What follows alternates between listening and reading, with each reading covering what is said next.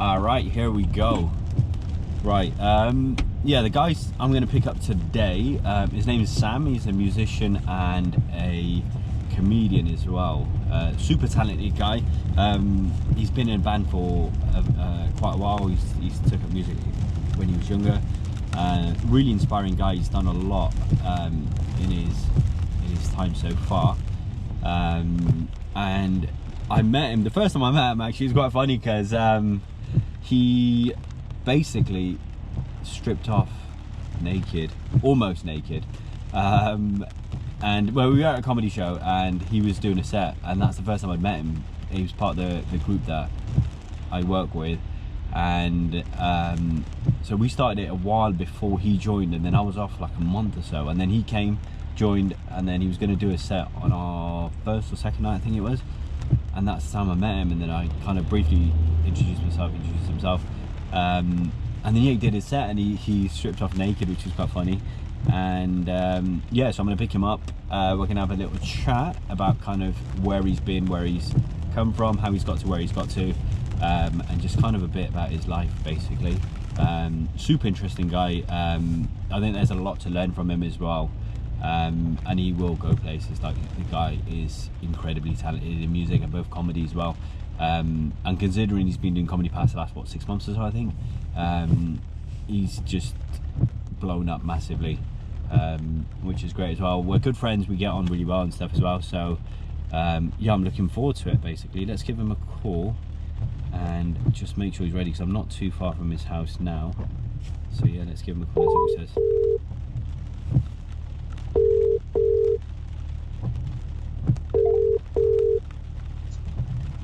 Yeah, outside. Sam, you're on loudspeaker and I'm recording. No profanity, please. I'm not outside. I'm at the Old Market roundabout. So as I come off the Marriott exit, I go towards like Counterslip, basically, right? Head towards past that big church. Okay, so I go around the bend. The church is on the left-hand side, and then at that junction, I take a right, don't I?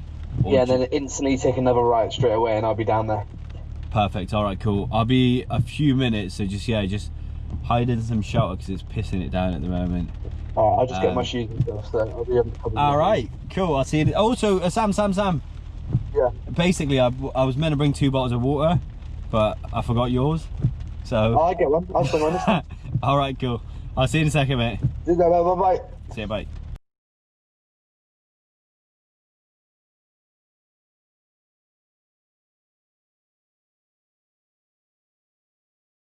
What's going on, Sam? Hello, mate. You alright? How's it going? It's doing good, you? Not bad. Have a good day? Yeah, it's been alright. It's a bit hectic, the traffic. We picked a good time, didn't we, to do it? What do you mean rush hour on a Friday? Basically, yeah. I should have thought about it. I was just like, oh, do you know what? I was going to cancel yesterday because I had a toothache, right? Did you? And I had it on Sunday night. And then it just went on for a few days.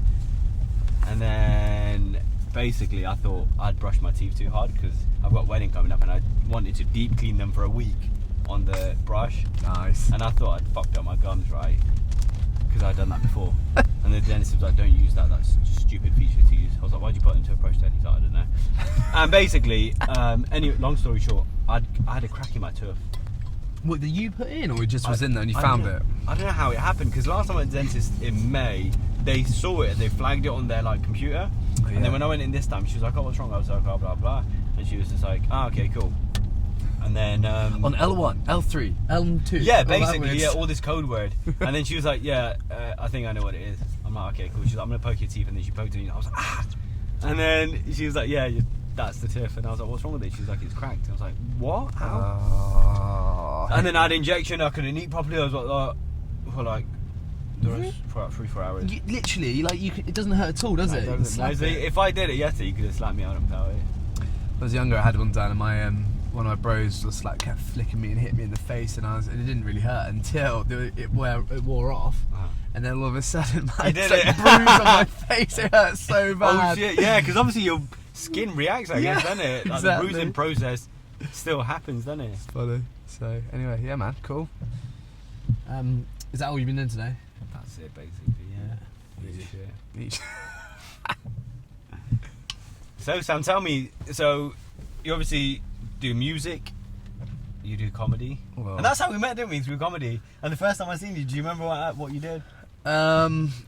Was this to do with... No, your set. What you did? Shit. What did I do with my set? What did you tell me? Do you not remember? I don't know. You stripped off, didn't you? Oh, yeah. That was my first impression of you. Because comedy just started end of last year, and then I was obviously there, and then I took like a month off, and I wasn't there, and then I came to the show, and then this Jesus-looking guy turns up, and I was like, who's this guy? And then he's like, oh, my name's Sam. I was like, oh, cool. He's like, come perform. He's like, oh, cool. And then I was watching your set, and I was doing the pictures that day as well. You loved it. And it's awkward because I've got naked pictures of you on my hard drive. You and by the way, you never stripped off completely. It was just like down to like underwear, I guess. And I had little fishnets on, didn't I? Yeah. Yeah, that's cool. That was a hilarious set. I haven't done that since. So I don't funny. think. You like that? It was a good set. Okay. Very surprising. Very kind of silly. No, it was good. I think it was clever, and it went because a lot of the time you get people stripping or whatever like for attention, I guess. But if it like yours made sense. Well, kind of. Yeah, I tried to make it made sense. Yeah, it did. It was part of the joke, and it worked. Yeah, it was a fun one, wasn't it? It was good. Yeah, so that was good. That was first impressions, lasting impressions. You obviously can't get out of your head, mate. So I know I can. Turned you. So yeah, my hard drive's got your big. I need to delete them. Imagine somebody like I have to recover my hard drive or whatever. What from what? Why would they need to recover your hard drive? Just in case it breaks. Oh, or I see. I thought you meant you were like an agent and they'd blown it up or something. I am Asian. Not Asian, an agent. You are Asian. Do you reckon I'd seriously get an agent job? Well, I didn't think I would. Wait, where are you from? Pakistan. Pakistan needs agents too. I once met a man from Pakistan who was in the special forces, and he was. So I was going skydiving with my wife, and he was attached to the back of my wife, and he was telling us all these stories about what he used to do in the special forces from Pakistan. Oh shit! And he used to do like dropping from the. So he obviously he could parachute. Where was this? It was in New Zealand, so he. Oh, I think you're in Pakistan on your honeymoon. No, I was not. That'd be the destination. No, it's Dominican, mate. Dominican, mate. But he told us. He said he told all these stories how he'd like get on a plane and he'd be skydiving with all his scuba gear on, and then he'd get near the ocean and then he'd chop it off, and then you can't go that way. I can. Oh, you can go this way, yeah. And then he'd get. He then would scuba. So from skydiving to scuba. What the fuck? It might have been BS, but no. Generally, special forces, like if you do something like that, then I assume, like once you're done with that, you want to do something kind of related to jumping out of planes. Yeah, surely, yeah. All that stuff. Special forces stuff without the risk, I guess. Still a bit of risk, mate. It makes sense. What? Oh my god, this traffic's ridiculous. I know. Just go drive around a car park. All of Bristol's under construction at the moment, isn't it? It's grim, isn't it? But hey. And this is meant to be summer as well. Oh, kill him. Cool, man. Why do people do that? Why do they just walk out in the middle of the road when there's like green lights? And they look at you like you're as the if man. you're. Yeah, exactly. And it's like, piss off, mate. So yeah. And they walk across so slowly as well. I'm like, hurry up. I love that place. Shisha bar. Do you know what? Like, I used to go there years ago, right? And Yeah. it's just like, it's cool, but it's one of them like, I don't know. It's like dingy, but it's cool. It's alright. I really like the. So we went friendly with London to one, and it was proper like only serve you tea, like it was like no alcohol, obviously, yeah. which is it was like really nice actually, just sort of Yeah. really chill, had a good time. So anyway, So yeah, do you got the questions I sent you and stuff, right? yeah, I'm all good. I mean, this is all improvised, really clever, like off the top of my head. So It actually is, because I've just sent you like bullet points of like where I want to go, and I might take some weird turns. I'm expecting that, mate. You're a bit weird, so we can start from like day dot. I've known you for what, last 5-6 months, I think. that's about it. Yeah. And like what you've achieved and how well you've done in terms of music and in terms of comedy. Comedy you've been doing for about what, 6 years? My first show was in March or February or whatever. Okay. So not that long. But I was trying to write a bit before that. So Okay. yeah. So like 6 months or so you've been kind of performing, and like I've seen your journey as a comedian, and even the first time I seen you in that stripping incident, I thought it was amazing. Like for a first set of somebody who's just come onto the scene. I thought that was like better than most people that have been doing it for fucking years. So. But I appreciate that. But I really, so obviously I've been doing, well, not obviously to everyone, but I've been doing what's it called? Performing for quite a few years. Exactly. That, so yeah, performing. Like if you perform and then you go into a different area of performance, I guess, like you still have that confidence and you still have that know-how of how to kind of, you know, work a crowd, how to kind of, you know, and just the confidence to get up there and do what you're doing and be yourself. Yeah, I think that's quite important, because I came from obviously an acting background. I did comedy years ago when I was at drama school, and then I kind of dropped it for a little bit, and then I kind of picked it back up. And then yeah, if you've got, I think people who come from a performance background do quite well in comedy, but I don't know, do you find comedians like comedians acting, that's like a big thing now, isn't it? well, they start a comedy and they move to the other one. Yeah, so they go comedy acting. But Do you think that works? Well, I've not done much acting. From what I can see from it, you've got to believe that you're the character that you're playing, right? Of course, yeah. And so, if you comedians that act like no one on stage. This is what I try and tell my family if they ever see me, is that I am not the person on stage that I am right now. Yeah. Because, well, that doesn't make much sense. But as in, like, you're going to see me and I'm going to say things and do things which, like, probably are just for a reaction. Probably aren't exactly what I think and the rest of it, you know. So comedians are acting all the time as well. Yeah, of course, yeah. Do you know what I mean? And I think in everyday life, people act, whether you're like an employee in some like restaurant or whatever, Frankie and Benny's. You act on a daily basis, don't you? Like, how many times you meet somebody and you're like, "Hey, nice to meet you," it's all BS, and you're like, it? "This guy's a prick. I don't want to say that to him." When I first met you, mate, I was really nice to you. Were you acting then as well? Realised I don't actually like you. Right, should I drop you here? It was not I'll that take you far. to Hartcliffe and drop. No, actually, you'll be right in Hartcliffe. I'll take you to St. Paul's. Actually, St. Paul's has been gentrified. Yeah, it has, I just need to 100%. take you to an area where you're just a minority and you might not come out alive. So, what, you're saying that, like, other cultures are going to kill me? Is that why you're being racist? Basically, yeah. That was the thing, wasn't it? Like years ago. I mean, growing up in Bristol, I remember seeing it. Like there was a documentary on Channel 4, I think it was, years ago. Skins. Yes, I've got a story about that. I was meant to be in Skins, by the way. Really? Yeah. Why weren't you? Because they don't pick me. Basically, I lied at the audition about my age. Oh, wait, how old were you? I was 17. Did you have to be like 15? 17, 18, and they were like looking for like 15, 16 year olds, and I had loads of facial hair at a young age, so Didn't work for you. it didn't know. But the casting director was like, "Look, I did really well at the audition," and then the director's like, "He looks about 20," and I'm like, "I'm not 20, I'm like 18, 17 I think at the time." Yeah, and then if Dev Patel got it, and then look at Dev Patel now, look at me now. Could have been you, mate. Exactly, I know. Bullshit. So that's kind of your journey where you. Well, I started in Yeovil. Yeah. That's where I'm from. We didn't Yeah. say that because of thingy, but so in Yeovil town, nothing to do there. Small little place. Started playing music little bit because I grew up in a church with my family. Was it like a choir kind of shit? No, it was choir? no, it was like way less traditional than that. It was pretty chill. It was pretty, and like the music's a bit like soft rock basically. It's not. It's fine. It's whatever it is, isn't it? And we started playing.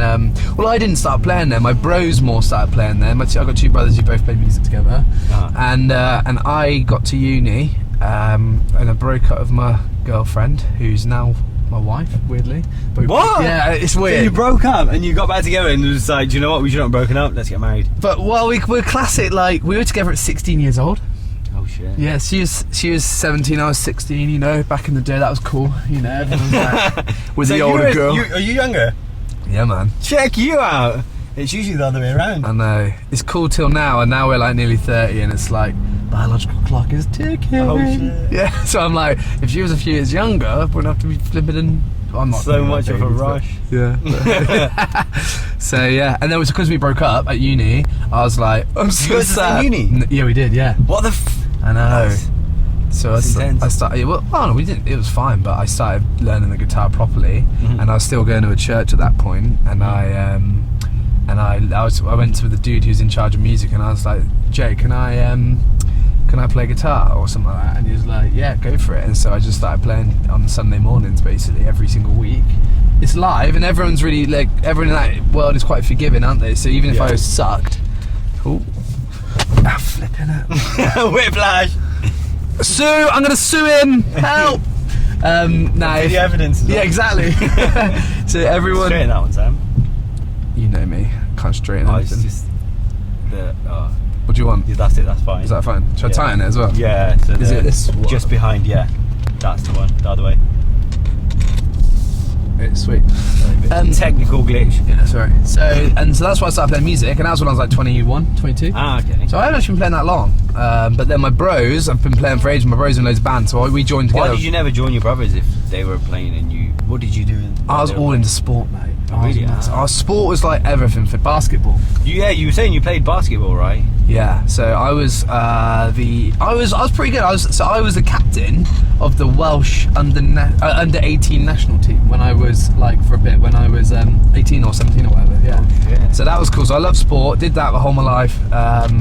You know, extreme sport, skiing, snowboarding, all that sort of rubbish as well. And didn't care about music that much.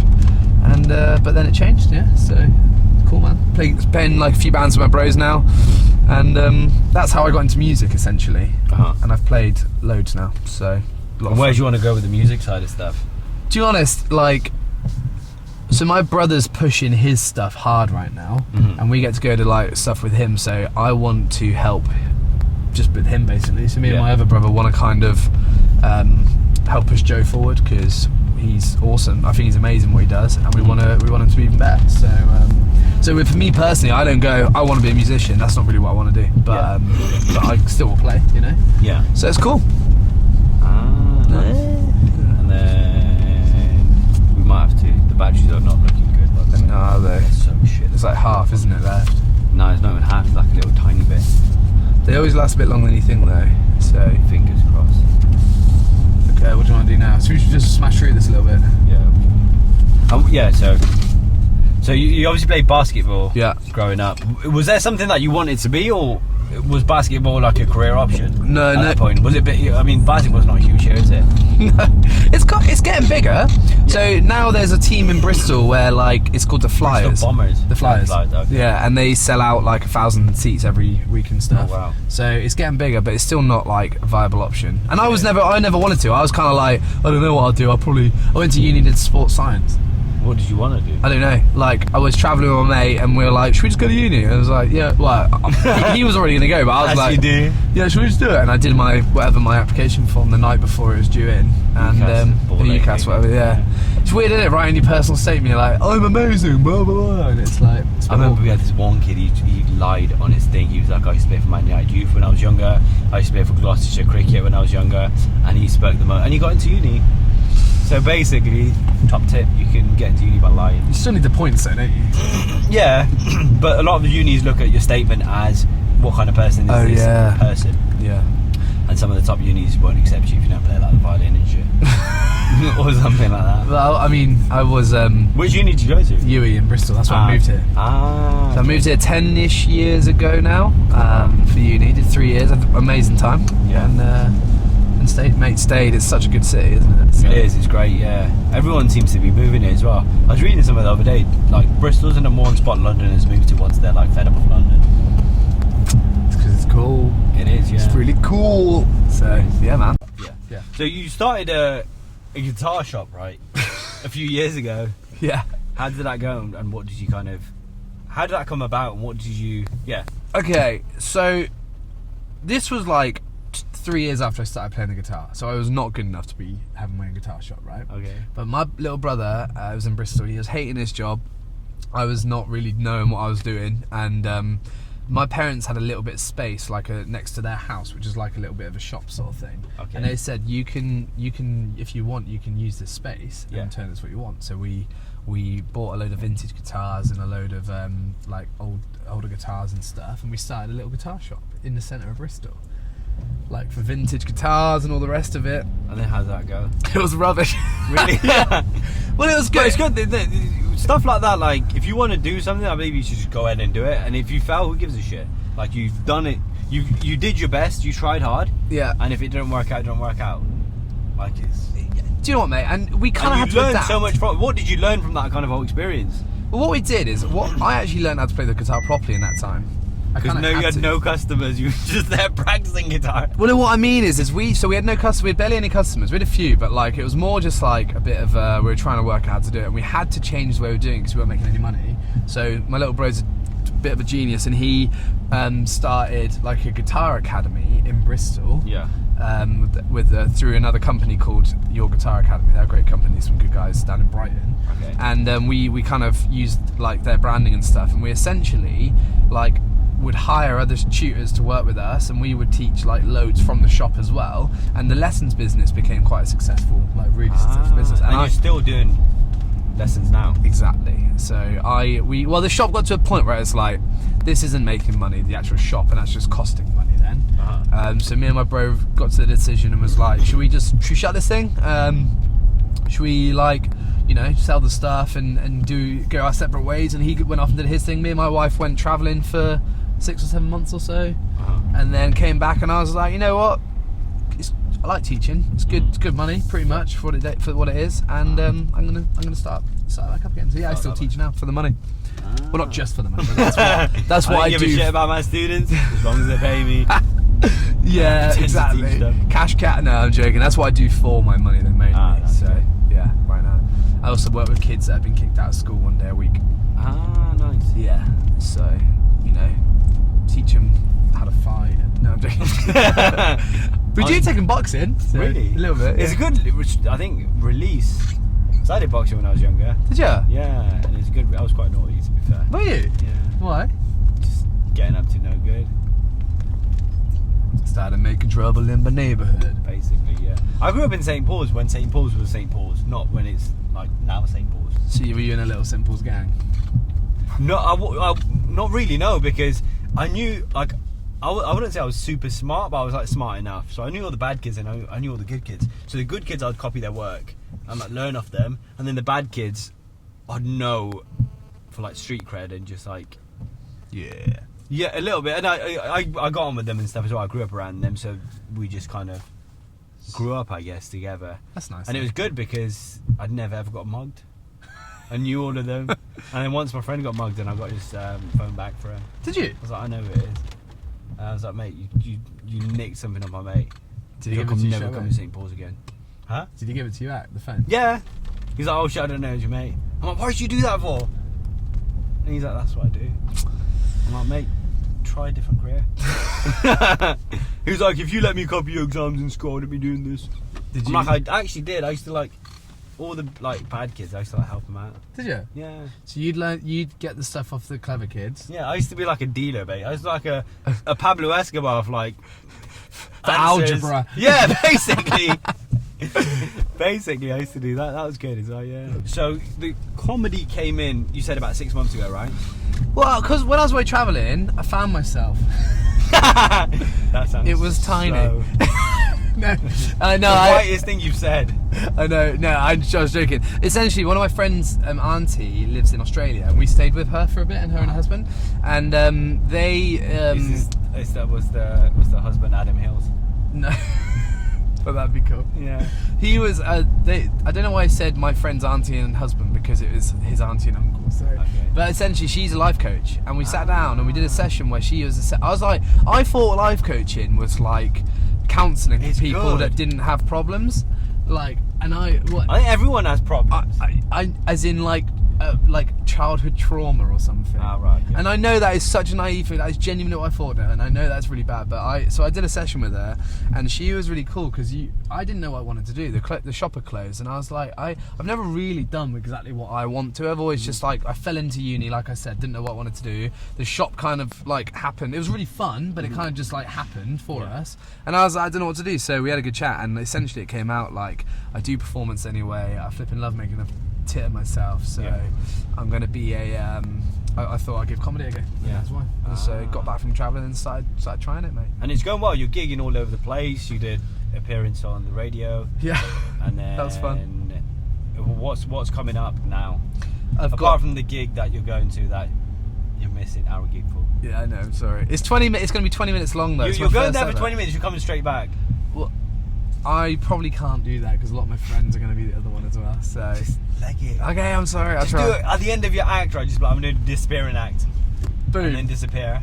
And then just run away. Magic, yeah. So I mean, I'm now trying. Like the summer's really busy, as in the summer's really busy for everyone in Edinburgh and all the rest of it. So all the little comedy nights aren't on at the moment, really. Okay. So I'm waiting. I've already started booking on for October and September and all the rest of it. So You're doing the gig in Plymouth, yeah. right? Is it Plymouth? Yeah. So whatever. I already did. You book onto that? Yeah. Yeah, I booked on. You got Plymouth as well. Yeah, so it should be cool. Basically, mate, what I'm trying to do is I'm a bit different, aren't I? I do music, but I'm not just music. I'm a bit like, it's a bit of a spectacle is what I'm trying to go for. Right, okay. I just want to be, I want people to go. My theory in comedy is, why am I going to remember you? Because it's all well and good getting up and saying funny jokes, but often I'll do something, and I had someone the other day come up to me and go, oh, you're the guy who ripped his trousers off. They can't remember any other joke I do, but I ripped my trousers off, and they remember that, you know? But that's what comedy is. Comedy is, because you incorporate obviously music into your comedy, and you did a set a couple of months ago, didn't you? Yeah. And you incorporate music into it, and that's what comedy is about. I think it's about yourself, and about, because the worst type of comedy is, right, is, I'm not going to mention the name, but there's one comedian we know both that basically just does jokes because they're like the hot topic, rather than do jokes. Because it's like where I start when writing comedy, right, is like, what's your struggle? Right. It's like like a normal person in certain circumstances, certain situations that happen, and they're quite funny. Yeah. And their stories around that are really funny, yeah. I know what you mean. Well, it's because I think lots of people try comedy because they're funny with their friends, right? Mm-hmm. Because when we've got a close group of friends, what we do is we tell dark jokes, don't we? Yeah. And so what people could do is they go, oh, I'm funny because my friends think I'm funny. They get up on stage and just tell really dark jokes, and it's not funny, is it? It's not, no. It's weird. So, but hey. So I'm trying to just bring a bit of who I am into it, which is very silly, bit of fun, bit of no, but that's how it should be. That's exactly. So you're going down the right way, and it clearly shows as well, I think, in your work, which is good as well. And even with acting as well, people always like, oh, you know, actors are not themselves on stage, etc. But it's a part of them that is on stage, because it's either from your own experience, it's from having empathy towards something that is a part of you. So you bring that out, basically. You're so right. And so earlier when I was saying you're not yourself, my family, what I'm saying is you're like you're being an extravagant version of yourself. Yeah, of course. Yeah, you amplify certain things, and you bring certain characteristics that you not normally have on show all the time. Yeah. But it's inside you. It's part of you. 100%. And you bring them out, and that's what it is. And it's about kind of bringing it to the board and all the stuff you want to float at the top and show people. People will kind of see that. Exactly, mate. And and that's basically what I like try and do. So I've social media is a bit like rubbish, in it, like hard, and everyone like almost is always a bit like neggy about it. But mine's just basically dumb stuff that I do over the years. So it's not trying to be anything particularly pretty or anything. It pisses me off social media, honestly. Is it? Such bullshit. Some people, it is. What they say, and it's just like, mate, you are not who you are. Why is this guy just parked in the? Oh, there's somebody in front of him. There's someone dying, mate. My favourite thing to do is, if someone's logged onto Facebook, is to go onto their Facebook and write, I'm so pissed off right now, I can't believe that person did that to me, and then you see the replies and people are like, oh, you okay, hon, DM me. So yeah, it's such bullshit, but funny. Anyway, there you go. But yeah, so the last bit is I don't know if you've heard of the Bernard Pivot questions. They also do it on the Access Studio, and they've done it a few other shows as well, and I thought it's a good way to kind of end, and it just kind of. So yeah, they're quick fire. Quick fire, okay. Quick fire. So don't take too long thinking about it. Just like come out with it. Favorite word? I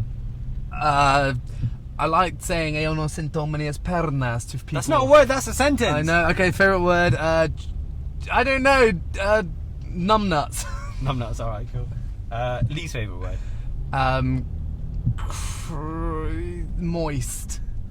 Why moist? That's weird. Because I'm always a bit moist. And what turns...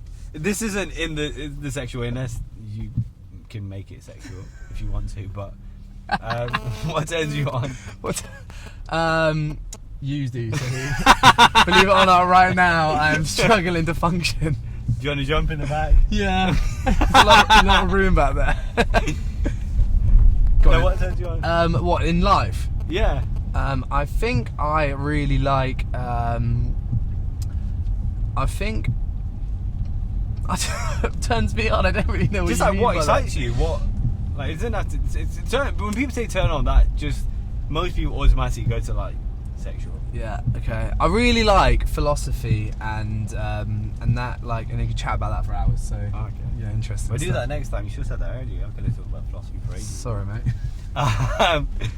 What turns you off? What do you kind of dislike? Negativity and like Same. and almost just like, it sounds really harsh, but like people's troubles who when it's like, oh, They're not even troubles. I couldn't find a parking space, And it's like piss off. who cares? Well, look harder then, or just plan ahead a little bit. Or what? But not Or even just park parking illegally space. and risk it. Exactly, but not even just that. It's just like, oh, my Just life's be a so bit hard. more- No, it's not. Just be a bit more decisive. So yeah, there you go. And also, my wife is late for flipping everything, and it winds me up so much. So, It's usually the guy that's late, isn't it? well, I think, well, I don't know. I'm not. Are late. you like the girl in the relationship? He's the guy. I do have long hair. So. And then, what sound or noise do you like? I like the sound of the ocean. What sound do you dislike? Oh, I don't like fingers down chalkboard. I don't think anybody likes that. You're weird if you do like that. Okay. Favorite curse word? Dick face. Okay, that's a good one. I don't. That's a good one. That's good. Dick face. I've not heard it in ages, to be honest. Yeah. What profession other than yours would you like to practice? What? And is this like in a dream or actually? No, we're gonna actually make you do it. I'll give you the qualifications. I'll make you a fake certificate and you can do it. No. I mean- Obviously, in a dream, Okay. like an imaginary scenario. I would have liked to have been a professional slopestyle skier. Ah, did you ski or did you? Yeah, I ski all the time. Yeah, Really? love it, mate. So that'd be fun. I find that too dangerous. It's a bit. Yeah, Like you're high up and then you fall down and it's just sticks you're on, basically. mate. What profession would you not like to try? I don't want to be a lawyer Why not? because it's boring, in my opinion. Nah, it's alright. I think it's quite exciting. I mean, I guess obviously I've only seen it from like the movies and it does look quite cool. And then also it's one job where you can be a cunt and you get paid for being a cunt. Well, I suppose what I mean is then not necessarily barrister, but like more like just sitting in an office, like doing solicitor work or whatever. Like, just, that is not anything like that. Isn't like doing law just like reading through terms and conditions for shit? That's all it is, mate. I swear Any that's what lawyer it is. is going to disagree with that right now, but yeah, it's basically all it is, mate. I swear that is, yeah. And then, if heaven exists, Yeah. what would you like God to say to you? Or if I died and got to heaven, And then, yeah, you turn up to the gates and God's like, what does he say to you? beer, Is that it? and hands me a beer. Is that it? Throughout your whole life, you've done all this and you've got a lot more to do. And I'm sure it's going to go like that. And you're just like, you want God to hand you a beer. Well, I would say if we're trying to actually be profound about it, No, that's cool. That answer's cool. But no, but I think it's more of what is it like a reflective of your life sort of question. you can make it whatever you like, Sam. If God's real and he says to me at the end of my life, it would be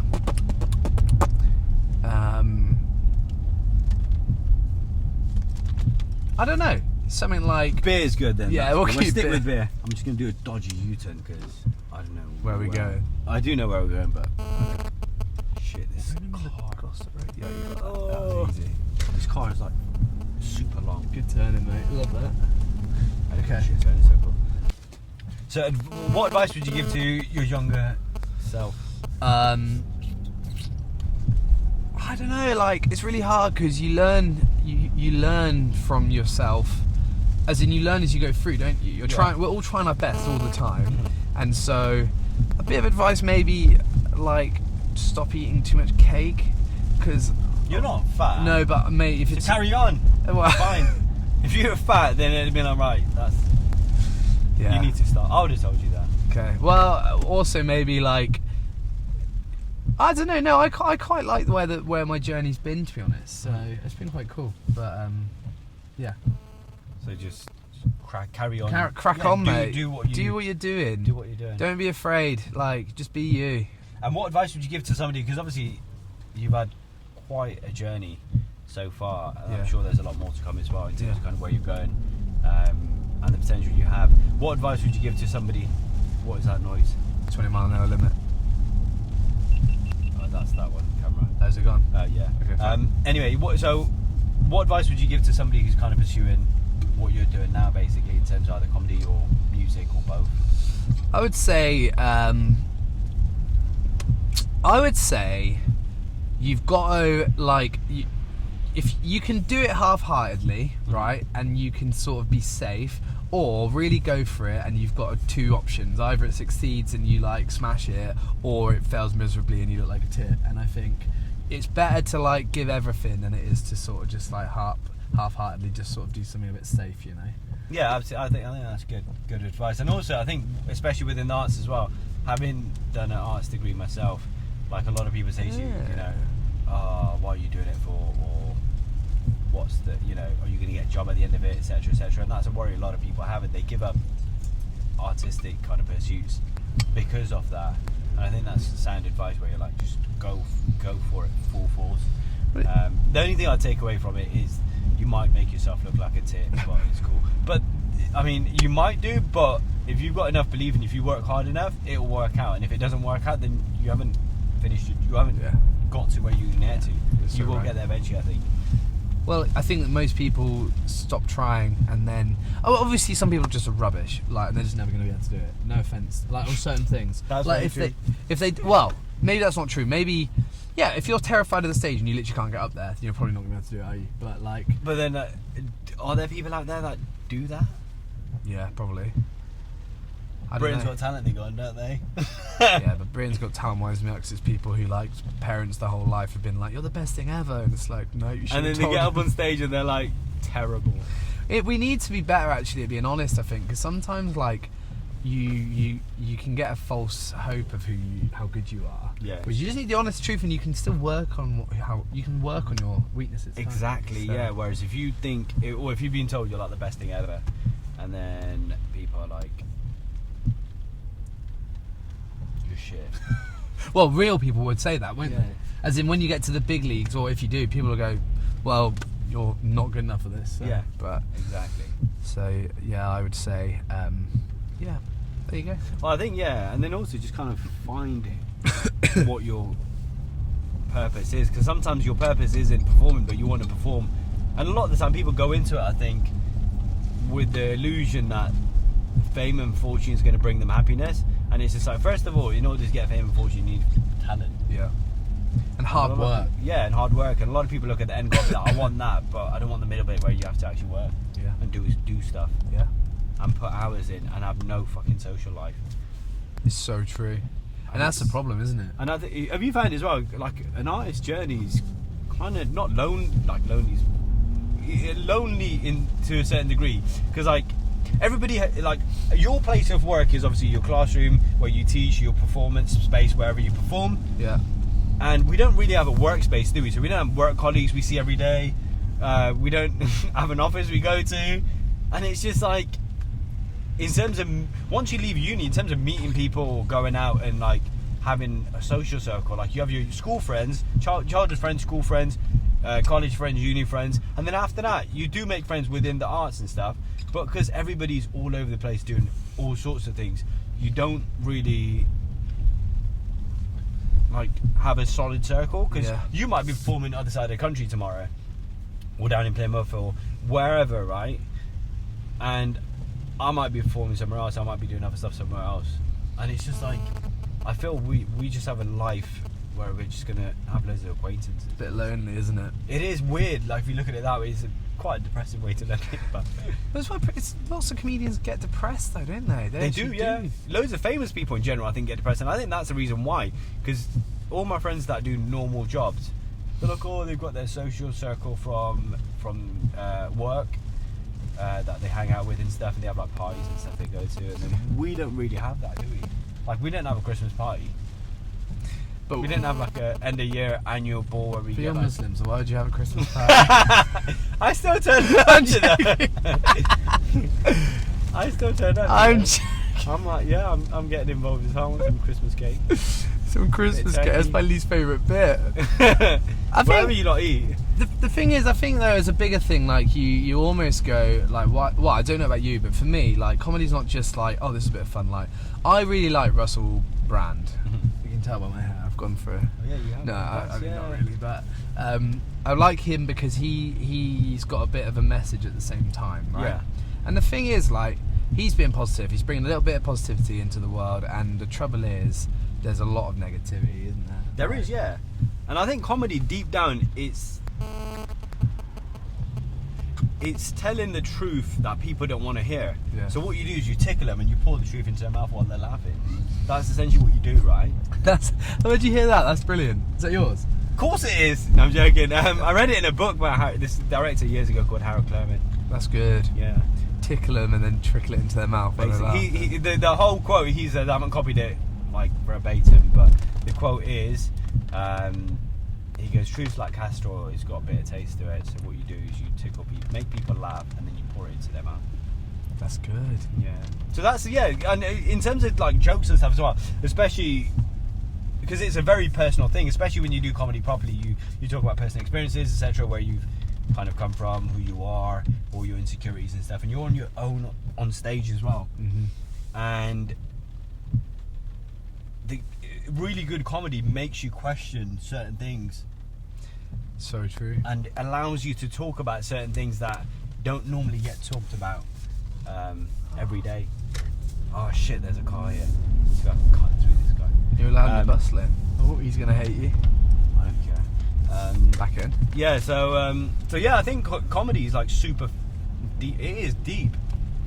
But the thing is, one thing that annoys me, this is one of the reasons why I stopped for a little bit as well, is you go up on stage, you essentially talk about everything, and it's about yourself, it's about personal experiences, and you're essentially naked on stage, not literally, but... Well, literally. You... literally you are, but you're kind of naked on stage, aren't you? Mm. And it's... One thing that annoyed me was they'd see what I did, right, and they'd take away the wrong meaning from the joke, which you don't have control over. Mm-hmm. But if a lot of people do that, it pisses you off. But then if lots of people do it, is the joke worded properly then? No, it is worded properly, but there's just dumb people in it. I guess there's not a lot you can do about that. I teach loads of different types of people, and the hard thing is that everyone learns differently. So Yeah. you can't. It's one joke doesn't fit all really, does it? That was his mum, by the way. Hello, mum. I love you. Where were we? Yeah. Anyway. Yeah, Naked. Yeah, so no, the specific example I was referring to. For example, if I talk about stereotypes, right? Now, some of the time, like stereotypes are fucked up stereotypes. For example, brown people and terrorists, right? That's a fucked up stereotype. That is an awful stereotype. And I joke about it, right? But then some people take that way, right? And they believe that stereotype rather than be like, do you know what? That's a fucked up stereotype. For example, stories of me at the airport, like they're not right. And rather than take away the fact that people go to the airport and they get judged based on their race, religion, background, etc., is horrible. They take away that, oh, every time I see a brown person in the airport, I'm going to be run away from him, or, you know, he should get stopped, or why is that person not getting stopped? Do you know what I mean? It's something that I'll never understand it, mate, because I'm not in that world, you know. Yeah. Like, it winds me up because people, but it's not their fault all the time, because the media makes it seem like it, and people they've got a hard life. They work hard. Mm-hmm. They've got kids to look after. Their brain space is not really in the zone, and so what they do is they just eat up the information they get told, and then I'm not trying to give them a day off on it, but I'm saying like it's not fair on. It's not fair on anyone, but it's really hard when it's easy to judge other people where they're at, but lots of people don't have the brain space to actually think properly. And I'm not saying that's an excuse. I'm saying, like, I think the world consumerism, capitalism set up wrong so that people work too hard Yeah. anyway, or they're trying to put food on the table, they're not working too hard. The way it's set up is they haven't got a good high paid job or whatever. But it's just kind of like, it's really hard that like the media does that, isn't it? What do you think? Am I wrong? I might be wrong. No, to a certain degree, I get what you're saying. Like, it's people are just stupid. You're going to get them in every society. Yeah. And it is upbringing of certain people that they get taught a certain thing about a particular race, and they're conditioned to think that way, and that's the only thing they know. And it's bad, isn't it? And they haven't been able to go out and explore. They've just lived in a tiny little village somewhere in the Midwest or in like Yeovil. and yeah, that's the only way they think, which is sad. But it's for protection. We're an evolutionary, let me start that. Like, evolution has designed so that we protect ourselves, right? Yeah, of course. Yeah. Like a little rustle in the wind back in the day would have been either the wind, a little bit of other leaves, or it would have been a tiger who's going to kill you. And so you hear the rustle, your body goes, I'm going to be on fight or flight mode because this could be a predator sort of thing, right? Yeah. Nowadays we don't have that sort of like issue, but what we do is we protect ourselves because we're all scared of like people we don't know and all the rest of it, aren't we? But then consciously, people, I think, should just step back and be like, right, hold on a second, let's go and try it out. Let's go and meet a brown person or a black person or a gay person. Or that's the right thing to do. Person. That's the right. But you're an educated man, and I'm an educated man. I hope to to an extent. And I am so open to. I'm 100%. The reason I'm saying this is I work with kids that have been kicked out of school, right? Yeah. And they are from families where they have just no hope right now. There's not a lot of hope. And these guys are racist. They're definitely racist, because they're not, and it's in condition. They're conditioned from their families, who are probably conditioned from their families. And the problem is they barely have. They might not have enough food at home. Yeah. Their dad's in jail. They have been taken away from their parents for whatever reason. They they have a lot of stuff going on, abuse and stuff, you know. Yeah. And the hard thing is that that's that. I'm not using this as an excuse again, but I've seen that it's really hard for these kids. Yeah. So that's the reason why they are the way they are, and it's about kind of finding solutions to that, I guess, however we can. Well, I try and have conversations with them all the time. They'll say something outright racist, and I'll be like, "Well, no," and we'll try and talk it through. And you can be a bit logical with them. I mean, you can't really be logical with 15-year-olds anyway, can you? So, no. But you can try your best. But it reaches the point where they just can't hear it right now, and I don't know if they ever will. So, it sounds naggy, doesn't it? I didn't mean to be naggy. No, it's true. What you've said is the reason why people are the way they are. You're not necessarily saying it's right, or it's you're not necessarily justifying why they are the way they are, but that's just the way. That's facts. Mm-hmm. And people are like quite backwards. I remember there was a girl at drama school, and we met at orientation, and we became good friends, etc. And then when we graduated, she was like, "Oh, do you know? Can I say something?" I'm like, "Yeah, sure." We became good friends over time as well. She's like, "I never thought I'd hang out with you ever." And I'm like, "Why?" She goes, "I'm from the Midwest, right? I'm from a small town." Well, in the States? Yeah. And like this is gonna sound horrible. I was like, no, fine, go for it. I've heard worse. And she was like, we just get taught that you guys are horrible. I'm like, really? What? Me as a brown person? Me as a Muslim? Me as a what? And she's like, just everything. Isn't that bad though? It's terrible, but it's a good thing that obviously she went to New York and opened her eyes and accepted and allowed kind of, you know. But we're not going to solve all the problems sat in this lovely car. It's you can only be, and I suppose that's what comedy's for, because it does, because you can go back to that. Yeah, that's right. But then we're still like the nights we go to, mate. The nights we perform at are still very middle class. They are, nights. They're not going to be working class nights, and working class nights probably don't exist. Do leafleting in like Hartcliffe and St Paul's and shit. No. St Paul's is like quite posh now. But they don't even want to. They like the thing is comedy. Comedy is actually. Do you ever find comedy nights really hard work sometimes? They're tiring. Like you've laughed too much almost.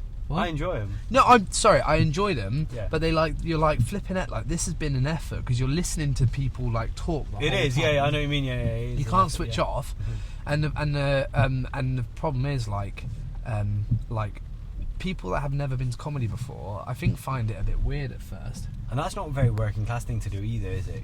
Oh, let's all go to comedy night. Like, what working class kids get brought up to do is like pub. I don't know, but yeah, maybe. But yeah. Yeah. I mean, it used to be I think the comedy clubs used to be a massive thing, didn't they? Like, Yeah, just live performance in general. I think it's gone down a bit, even theatre and stuff as well. we used to go to gigs all the time when we were a kid. Like, we had a great gig venue in Yeovil, and like now, no kids want to go and see anyone perform, do they? Really, unless they've heard them Shawn Mendes. So. Does Shawn Mendes go to Yeovil? No, but, I mean, like they'll travel to wherever. But Really? I'm flipping in the industry, and I like play music all the time, and I barely ever go and see live music. Really? Yeah, that's the thing. Everybody says to me as well. They're like, "Oh, you're not just you watch movies all the time." I'm like, "No, I don't really know." Like, "How come you never seen this?" I'm like, my job isn't to watch movies. Obviously, you watch some and you kind of learn from them and appreciate them, and there's certain things that you can, you want to experience as a movie kind of.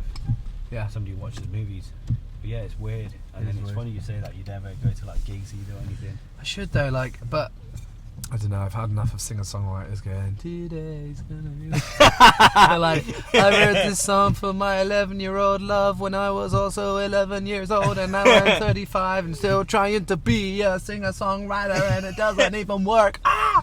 I don't know. You should have bought your guitar. I know. We had a little jam session. Yeah, I could have bought my drums. Do you play? No, I don't. Oh. No, I did play the drum kit when I was in school. I still remember. The drum kit. Yeah, that drum kit. But Not yeah. that, like Indian drum kit. That's not a drum kit, but it's a drum, I guess. I can play a little bit. Anyway. Yeah. This comes natural, it's in my genes. I've got the Bhangra gene. Right, Sam, it's an absolute pleasure. You are an absolute legend, mate. I really enjoyed that. Yeah, I'll it's good. see you probably next week or the week after, maybe. Probably not, actually. Next Thursday. I actually won't be there, but What freak?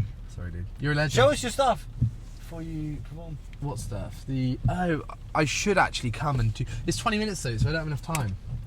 So I might come and Okay. bring a little bit of something at some point. But, Right, but yeah. Anyway, you're a legend. I'll see you soon. Sounds good, bro. Cheers, mate. Right, see you later.